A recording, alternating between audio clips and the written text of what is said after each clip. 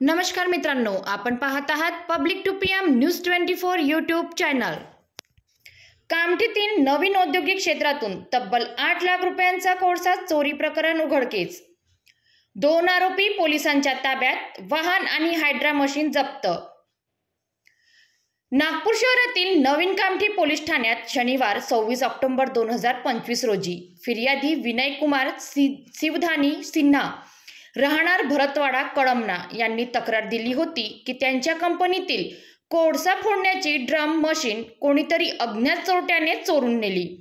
फिर्यादीच्या तक्रारीवरून तपास दरम्यान पोलिसांनी घटनास्थळावरील सीसीटीव्ही फुटेज तपासले असता एक संशयित एसीई कंपनीचा हायड्रा आणि मिनी ट्रक घटनास्थळावरून जाताना आढळून आला।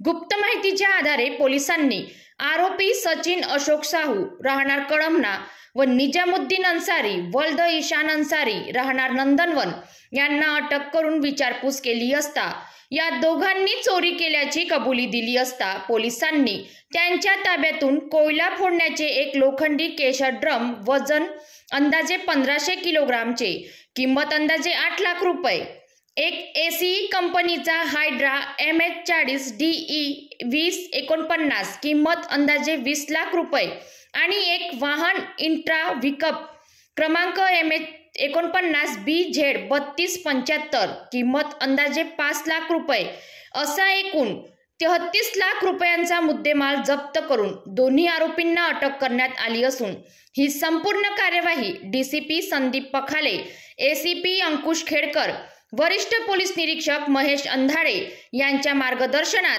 PSI सचिन यादव, विकास तिडके, किशोर महंत, नरेश खरकवान, सूरज ठाकूर यांनी केली आहे। अशाच अपडेट्ससाठी पब्लिक टू पीएम न्यूज 24 ला लाईक करा, शेअर करा आणि सबस्क्राईब करायला विसरू नका।